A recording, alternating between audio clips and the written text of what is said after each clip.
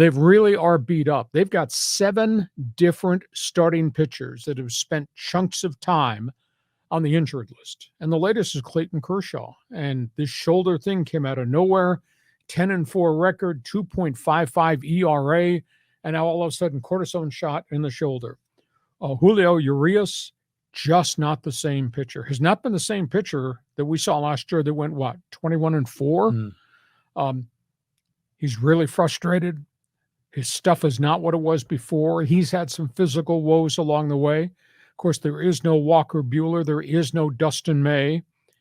They're sending the kids out there to pitch every 4th day. Bobby Miller has given them a lot of quality innings, but he's not getting them, not dominating now as he did when he first got there. Ev Sheehan is really competitive. He's come out of nowhere, but he's a kid, and he'll have some bad outings to offset the good outings. I don't know what they're going to do with Mike Grove. I don't know what they're going to do with Gavin Stone. Those guys are really spotty, and I don't think they're ready, but they're having to throw some.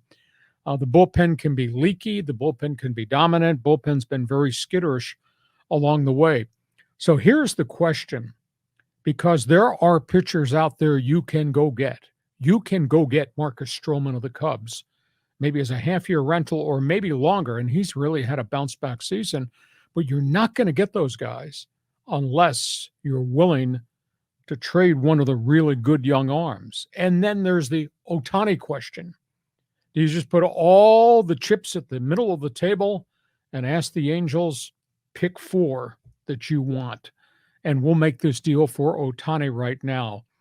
But Bobby Miller, Ev Sheehan, Ryan Pepiot, who's only had a couple of starts after missing half the season with a spring training oblique, Mike Grove, Gavin Stone. They could put Brusdar Graterol, who some people think is going to be a closer in the future, maybe into a deal. Do you deal Miguel Vargas, a second baseman, James Outland, the center fielder, who had the good start but has just really kind of hit a wall? Do you deal Mike Bush, who's hitting the daylights out of the ball, AAA?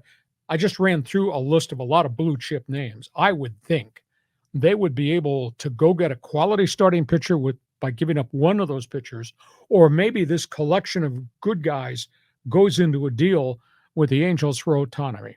Oh, you're out in left field. You want a deal for the Angel slugger, the pitcher DH, or do you want to just rent guys and try to get one guy that puts you over the top at the deadline? Well, I mean, if you can get Ohtani, that solves your pitching problem. At what price? Well, it's a big price. But, that might be his ultimate destination anyways. This might be a way to acclimate him to LA and really sell the Dodgers franchise, because he's definitely going on the free agent market. But isn't it amazing how for the longest time, the Dodgers have always had top of the line starting pitching, and Dodger Stadium was always a pitcher's ballpark. And now suddenly the wheels have fallen off there. So this is amazing. It's a different kind of a Dodger team than I'm used to seeing. Well, it's injuries, and you never know with pitchers. Are they going to hold up, or are they going to break down? And the Dodgers have had an inordinate number of phenoms break down. I mean, a year ago, Walker Buehler was almost unhittable. And we saw what Dustin May was on the flashes of either side of the 2 surgeries. You say, wow, typical Dodgers. But if I were them, I'd make the move on Ohtani, because Ohtani's a difference maker. And by the way, he's a frontline starting pitcher. Yeah. In addition to being on a track to maybe chase Aaron Judge's home run record down. I think that's where I would concentrate everything in Anaheim. Okay, let's go from there. Let's go back into